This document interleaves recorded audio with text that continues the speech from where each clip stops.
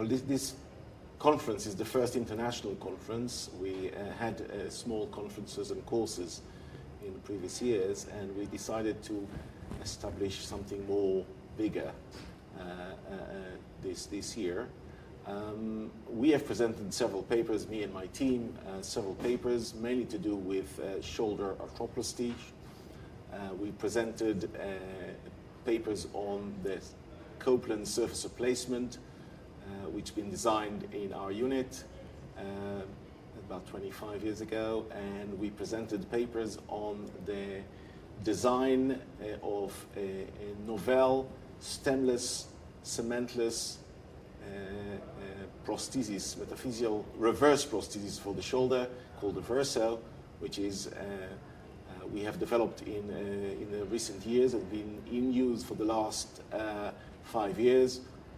We presented both the design rationale and the biomechanic ideas behind the design and our results in the first 5 years, which are, at the moment, we are pleased to see that they are quite outstanding. We presented a few other papers to do with arthroscopic surgery and with results of ultrasound in shoulder surgery.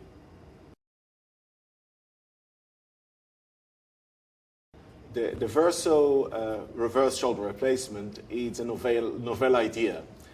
Reverse shoulder prostheses are been in use in the last 10 or 15 years and been a great success. However, there's a lot of problems with the standard stemmed prosthesis to do with a lot of complications, to do with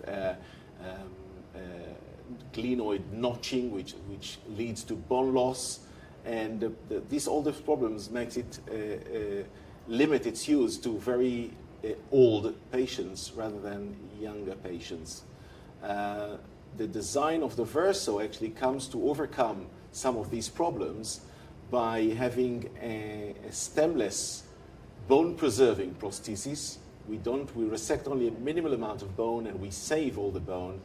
There is no stem, and we created some design advantages to reduce the risk of glenoid notching, and at the same time to give the patient better rotational movement so they can move the arm in rotation, which is very important for the patient to get to the mouth or to get to the backside, which is much better than in the standard reversed stemmed prosthesis available.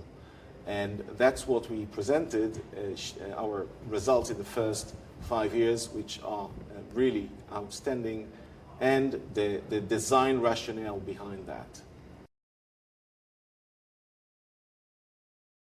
This reverse prosthesis is meant to be used in patients that have lost all of their inner tendons in the shoulder. They lost the rotator cuff. They usually unable to lift the arm or to move the arm, and they're very limited in their motion. And by doing the reverse geometry prosthesis, we allow them to use the outer muscle, the deltoid, the big muscle out at the outer muscle, to move the arm and to get better function. These cases of cuff arthropathy, or cases after trauma, after major fractures, or cases with rheumatoid arthritis and other cases that has got arthritis with loss of their rotator cuff, of these inner tendons. These are the cases, very difficult cases to treat, and until recently we had no good solution for them. When the reverse shoulder was introduced, this actually changed and gave us another tool to treat them. And as successful as it was, there were a lot of other problems. And these problems we tried to address by developing this stemless metaphysical prosthesis with minimal bone resection. It's a minimally invasive technique. It keeps all the options open, keeps all the bone stock there. So if things fail, and we know that every artificial prosthesis might fail with time, we still have options to do, and we designed as well an option for revision surgery, which is a stemmed option if we need to revise it, or if we need to treat it in cases of fracture non-unions or fractures. And we designed as well an option that if everything fails and the glenoid, the socket side, has failed, we can put a big mega head, rounded head on top of the prosthesis, and this can serve as a salvage option for these unfortunate patients.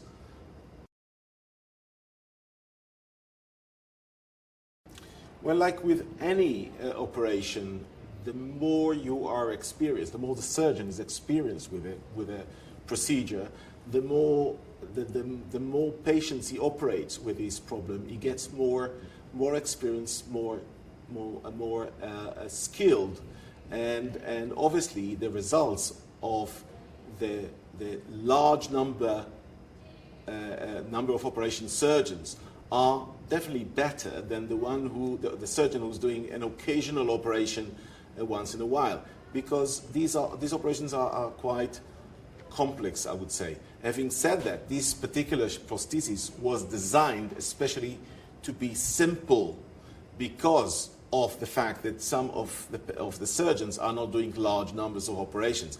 So I actually a big fan of Leonardo da Vinci, that said that simplicity is the ultimate sophistication. And in everything that I try to design or try to develop, I try to keep it simple. If you keep it simple, there's less places for errors and mistakes. So although it is quite simple to do, still it is better to go definitely to a shoulder specialist, and more so to a shoulder specialist that has got a lot of experience with these particular operations.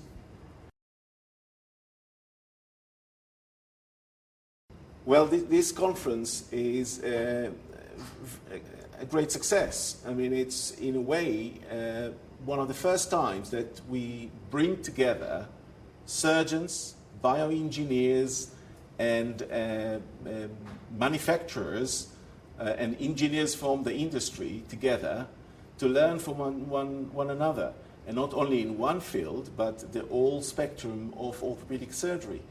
And I think this is really cross-fertilizing all of us, and I think it's a great opportunity to learn for us, let's say I'm a shoulder surgeon, from the hip surgeons, and from the hip surgeons to learn from the shoulder surgeons, and vice versa. And I'm very pleased to do that, because we have established this orthopedic research and learning center here in Brunel University a couple of years ago, and our vision is to make it an international center to try and bring together both orthopedic surgeons and bioengineers, and to try and bring a cross-fertilization between the two fields for the benefit of the patients, the benefits of research, and the benefit of medical education. And I'm very pleased to see that this is a great step forward, and hopefully we'll continue with that in the coming years, and we'll establish more and more courses like that.